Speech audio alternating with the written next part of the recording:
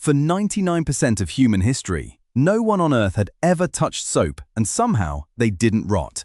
Tomorrow morning, you'll scrub yourself with it without thinking. Soap, shampoo, body wash, every single day. Your ancestors did this exactly 0 times. For 300,000 years, no soap, no shampoo, no deodorant, ever. They should have been crawling with disease. But here's the twist. Their skin may have been healthier than yours. There's a reason. Your skin is hiding it right now. Stay to the end. You might shower differently after this. Picture life with no bathroom, no sink, no shower, no little bar of soap for your whole life. And everyone you know. It sounds disgusting. A world of greasy, smelly people. But unwashed and dirty are not the same thing. They didn't have soap. They had something better. They had a river. And they had skin that cleaned itself. Because here's the part nobody tells you. Your skin was never meant to be scrubbed clean. Your skin is not a dirty surface waiting for soap. It's a living organ that cleans itself. 3 ways. 1. It makes its own oil. We call it sebum. That oil is mildly antibacterial. It's your skin's shield. 2.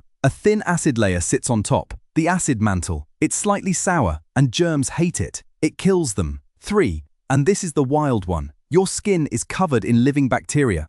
Good ones. Millions of them, crowding out the bad ones. Your own army. Here's where it gets clever. Ancient humans did get clean. They just didn't strip all that away. Their bathtub was the river, cool water every few days. To scrub, they used sand or ash or smooth clay. The Romans had the smartest trick of all. They rubbed oil all over their skin. The oil grabbed the dirt. Then they scraped it off with a curved tool. Dirt, oil, and dead skin came off in one clean swipe. No foam, no chemicals, just cleaned and oiled and done. They washed without wrecking anything. So when did soap take over? Shockingly late. A soap-like paste existed 4,000 years ago. Ash mixed with fat, but it was for cleaning wool and pots, not bodies. It was harsh. It stung. Putting soap on your whole body every day, that's barely 200 years old. It took germ theory, cheap factory soap, and a lot of advertising. Companies had to teach people to feel dirty. For almost all of human history, your skin never met soap. Okay, but did they reek? Let's be honest, a bit.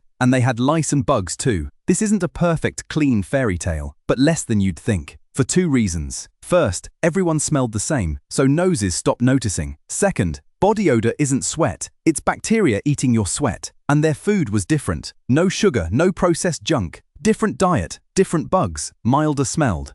They weren't fresh, but they weren't rotting either. So we won, right? Hot showers, soap every day. Here's the catch. Your skin reads daily soap as an attack. Every wash strips the oil, wipes out the acid layer, blasts away that army of good bacteria. So your skin panics. It pumps out more oil to recover, or it dries out, cracks, flakes, and itches. That tight, dry winter skin feeling, that's stripped skin. Eczema is exploding in soap-rich countries. Dermatologists now say it out loud. You do not need to soap your whole body every day. So what's the fix? It's not to stop washing. Washing your hands matters. Germ theory got that right. The fix is to stop overwashing. Soap the parts that actually need it. Your pits, your feet, your groin. That's it. Your arms, your back, your legs. Warm water is enough. Let your skin keep its oil. Keep its shield. Use a gentle, fragrance-free wash, not a stripping one. And maybe not every single day. This isn't being gross. It's how skin worked for ages. Your ancestors' skin already knew the answer. So you're not dirty for easing off the soap. You're handing your skin back the job it was built for. For 300,000 years, your skin cleaned itself by a cool river, in the green light under the trees. Quiet, patient, doing its job without a single bottle. The scalding shower and the daily scrub, that's the new thing. The strange thing, not them.